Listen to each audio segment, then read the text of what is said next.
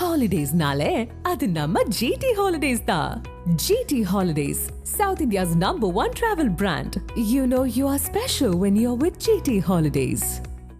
இணைப்பில் அரசியல் விமர்சகர் திரு செந்தில்வேல் அவர்கள் இருக்கிறார். சார் வணக்கம்.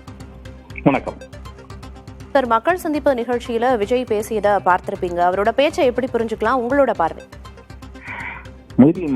மக்கள் அவரை சந்திக்கல. மக்கள் இரும்பு, தகரம், தடுப்பு இதெல்லாம் தாண்டி போய் அவரை சந்திச்சிருக்கிறாங்க. மக்கள் சந்திப்பு அப்படிங்கிறது மக்களை சந்திப்பதற்கு வெளியில வரணும், மக்களை சந்திக்கணும். மிகுந்த பலத்த பாதுகாப்போடு QR கோட்லாம் கொடுத்து செலக்ட் பண்ணி ஒரு 2000 பேரை சந்திக்கிறதன் பெயர் மக்கள் சந்திப்பல்ல. அது ஒன்று. இன்னொன்று, அவருடைய பேச்சில் அவருடைய இன்னும் கொஞ்சம் அவர் பக்குவப்படுவது நல்லதுன்னு நினைக்கிறேன்.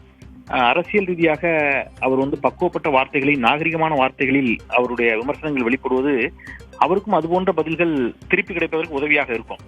ஒரு 75 ஆண்டு கால இயக்கத்தை அவர் பவள விழா பாப்பா என்று பேசுவதெல்லாம் சிறுபிள்ளைத்தனமாக இருக்கிறது. அப்புறம் தப்பும் தவறுமாக நிறைய ஃபேக்சுவல் எரர்ஸையும் இன்னைக்கு அவருடைய பேச்சில் சொல்றார். மிக குறிப்பாக நான் 2-3 செய்திகளை சுட்டி காட்டுறேன். அவர் வகுப்பு வாரிய சட்டத்திற்கு முதலில் நீதிமன்றத்திற்கு நாங்க தான் போனோங்கிறார். அது பச்சை பொய்.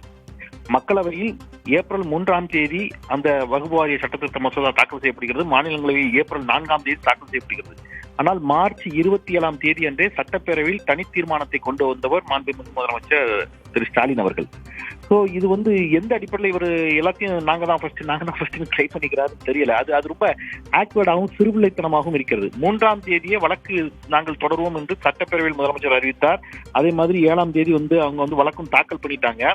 13ஆம் தேதி கொண்டு போய் வழக்கு போடுறதுக்கு தன்னையும் இணைத்துக் கொண்டார்கள் விஜய் தரப்புல. அதுலயும் அந்த மனு தவறாக இருக்கிறது என்று சொல்லி அப்புறம் திருத்தப்பட்ட மனுவை 15ஆம் தேதி கொண்டு போய் சேர்த்தாங்க. கடைசியா கொண்டு போய் கொடுக்கப்பட்ட மனுவே விஜயுடைய மனு தான், தாவேகா மனு.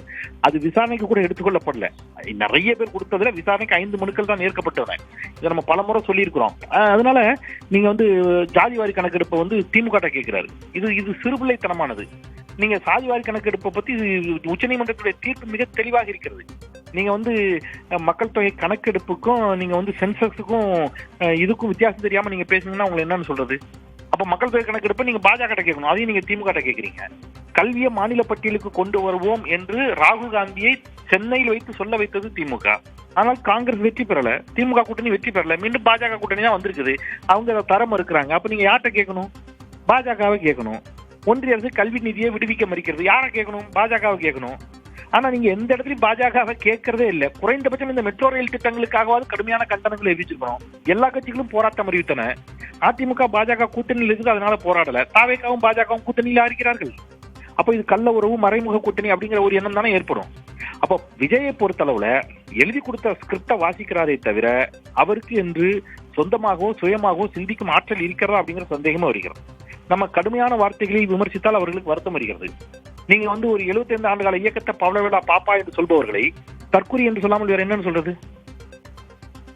அப்ப அது போன்ற வார்த்தைகளை உங்களை நோக்கி சொல்லிட்ட போது உங்களுக்கு அது காயத்தை ஏற்படுத்துகிறது. அப்ப நீங்களும் பரஸ்பரம் என்ன செய்யணும்? கண்ணியமான வார்த்தைகளோடு எல்லாம் விமர்சிக்கணும். தரவுகளோடு விவாதிக்கலாம், தரவுகளோடு பேசலாம், தரவுகளோடு வாதிக்கலாம். நான் இன்னொன்னு கேட்கிறேன். திருப்பி ஒரு வாதம் வைக்கிறாரு. நாம ஓட்டு போட்டு ஏமாந்துட்டோம், ஏதோ இவர் 2021 தேர்தலில் திமுகவிற்கு கொடி பிடித்து ஓட்டு கட்டது மாதிரியே ஒரு தோற்றத்தை ஏற்படுத்துகிறார். இவர் ஒரே ஒரு தேர்தலில் ஒரே ஒருத்தருக்காகத்தான் வெளிப்படையாக வேலை செய்தார். இவரும் இவருடைய தந்தையாரும் இவருடைய இயக்கமும், விஜய் மக்கள் இயக்கமும், அது அஇஅதிமுக இருக்கு. அந்த தேர்தலில் அஇஅதிமுக வெற்றி பெற்றது. அதன் பிறகுதான் ஜெயலலிதா சொத்துக்குவிப்பு வழக்கில், ஊழல் வழக்கில் தண்டிக்கப்பட்டார். அதற்காக இவர் என்னைக்கா பகிரங்கமா மன்னிப்பு கேட்டிருக்கிறாரா? அதுக்காக வருத்தம் தெரிவிச்சிருக்கிறாரா? நீங்க இதுவரைக்கும் திமுகவுக்கு எந்த எலெக்ஷன்லயும் வேலை செஞ்சதில்லை. நீங்க வேலை செஞ்சது அதிமுகவுக்கு மட்டும்தான். அந்த அதிமுகவின் ஆட்சி அமைத்து உங்களுடைய வாக்கு கேட்டு நீங்களும் அதில் ஒரு பங்களிப்பு, அணிலை போல உதவினேன்னு சொன்னீங்க. அதற்காக இன்னைக்காவது பகிரங்கமா வருத்தம் தெரிவிச்சிருக்கீங்களா? அதிமுக கேள்வி கேட்டிருக்கிறீங்களா? இன்னைக்கு பாஜக கேள்வி கேட்கிறீங்களா? அப்போ அரசியல் இன்னைக்கு அப்கோர்ஸ் தமிழ்நாட்டில் ஆட்சி கட்சி திமுக. நீங்க திமுக தான் கேள்வி கேட்கணும். ஒன்றியத்தில் பாஜக ஆட்சி கட்சி, நீங்க பாஜகவை கேள்வி கேட்கணும். அதுல மாற்று கருத்து இல்லை. உங்களுடைய கொள்கையை நீங்க அறிவிக்கிறீங்க. ஆனா இது வரைக்கும் நீங்க அப்படி கேட்டிருக்கிறீங்களா? சரி, கேட்கிற கேள்விகளாவது ஆதாரங்களோடு இருக்கிறதா? எனக்கு முன்பாக பேசிய தோழர் TN ரகு குறிப்பிட்டது மாதிரி தான். அவர் எழிலனை குறிப்பிட்டு இன்னைக்கு பேசியிருக்கிறார். எழிலன் என்ன சொன்னாரு? உங்களுக்கு கிரெடிட் கொடுத்தாரா? உங்களுக்கு பாராட்டு பத்திரமா கொடுத்தாரு? அவர் என்ன சொன்னாரு? விஜயை நம்பி செல்கின்ற இளைஞர்கள் சித்தாந்த ரீதியாக வலதுசாரிகள் இல்லை, அவர்கள் ஆபத்தானவர்கள் இல்லை, அவர்கள் அறியாதவர்கள், ஏதும் அறியாதவர்கள், அவங்கள நம்ம அரசியல்மயப்படுத்தணும், அவங்கள தற்குறிகள் என்று கேலி பேசி ஒதுக்கிடக்கூடாது. அப்படின்னா என்ன அர்த்தம்னா அவனுக்கு ஒன்றும் தெரியலங்கிறது உண்மை. அதைத்தான் இல்லைன்னு சொல்றாரு. அவங்களுக்கு ஒன்றும் தெரியல, பட் சொல்லி கொடுத்துக்க வேண்டியது நம்முடைய கடமை. நாமளும் அதை செய்யல, இனியாவது நம்ம செய்யணும். அவங்களை அப்படி ஒதுக்குவது சரியில்லைங்கிறார். இது உங்களுக்கான கிரெடிட்டா எடுத்துக்கிறவரை நம்ம என்னன்னு சொல்றது? இது என்ன பேசினார்னு கூட புரியாத ஒருவர் எப்படி இவ்வளவு பெரிய இயக்கத்திற்கு தலைவராக இருப்பாருன்னு தெரியல.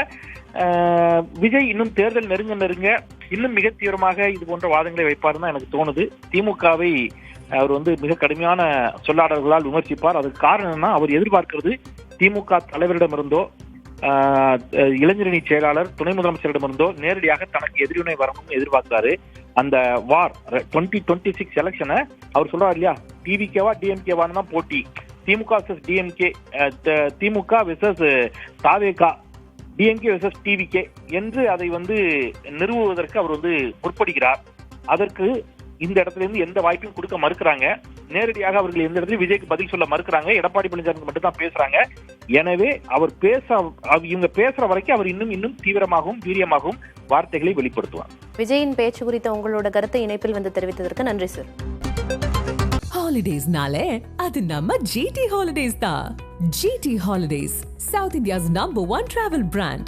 You know you are special when you're with GT Holidays.